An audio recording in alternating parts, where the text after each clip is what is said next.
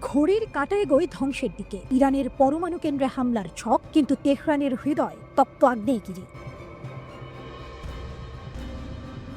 তারা প্রস্তুতি নিচ্ছে, তারা ছক আঁকছে, তারা আকাশে আগুন ছুড়তে চায় ইরানের বুকে। হ্যাঁ, ইসরায়েল যেন এক মরিয়া দেশ, যার চোখে ঘুম নেই, যার মন জ্বলছে।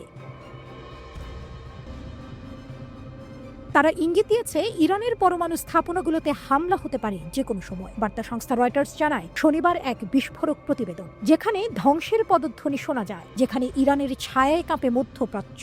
ইসরায়েলের প্রধানমন্ত্রী নেতানিয়াহু বলেছেন, এই কর্মসূচি মুছে ফেলতেই হবে, কূটনীতি নয়, চাই ধ্বংস। ইসরায়েলের বিশ্বাস, সীমিত সামরিক হামলায় ঠেকাতে পারে ইরানকে। কিন্তু ইরানকে মাথা নিচু করে নাম প্রকাশ অনিচ্ছুক কয়েকজন ইসরায়েলি কর্মকর্তা রয়টার্সকে জানান, যুক্তরাষ্ট্র এখনও অনিচ্ছুক। ট্রাম্প জানিয়ে দিয়েছেন, তেহরানের বিরুদ্ধে আপাতত সামরিক পথ নয়। তবুও ইসরায়েল একা লড়ার প্রস্তুতিতে। তারা পেশ করেছে হামলার নকশা হোয়াইট হাউসের দরবারে বারবার। তাদের কিছু পরিকল্পনায় সময় নির্ধারিত। বসন্তের শেষ অথবা গ্রীষ্মের শুরু। হামলার ধরনও নানা রকম। আকাশপথে বোমা, ভূমিতে কমান্ডো, সম্ভবত একযোগে ধ্বংস।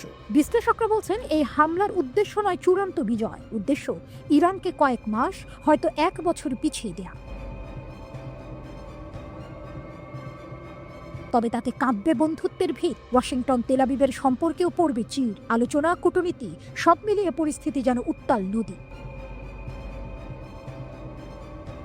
হোয়াইট হাউসের ভেতর এক বৈঠকে নেতানিয়াহুর চোখে আগুন, ট্রাম্পের কণ্ঠে ঠান্ডা হাওয়া। আমরা কূটনৈতিক পথ চাই, আঘাত নয়, আপাতত নয়। তবুও ইসরায়েলের আশাবাদ, সীমিত এক হামলা যুক্তরাষ্ট্রের ছায়া সমর্থনে সম্ভব। তাদের এখনো সিদ্ধান্ত চূড়ান্ত নয়, তারা পরিস্থিতি পর্যবেক্ষণ করছে।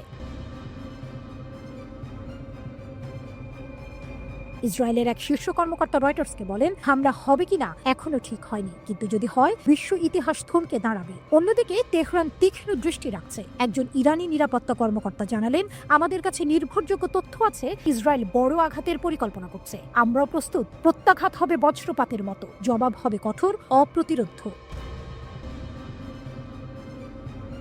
রয়টার্স আরও জানায়, গত বছর ইসরায়েল তাদের পরিকল্পনার কিছু অংশ বাইডেন প্রশাসনের কাছে তুলে ধরেছিল। তখন নেতানিয়াহু আহ্বান জানিয়েছিলেন, আমাদের বিমান হামলায় নেতৃত্ব দিন, কিন্তু ওয়াশিংটনের উত্তর ছিল না। তবুও আগুন নেভেনি, শুধু তার রং বদলেছে। আজ এই টানটান উত্তেজনার মধ্যে বিশ্ব চেয়ে আছে 2 প্রশ্নে। ইরান যুক্তরাষ্ট্র আলোচনায় কি আসবে অগ্রগতি? আর ইসরায়েল, তারা কি করবে এরপর?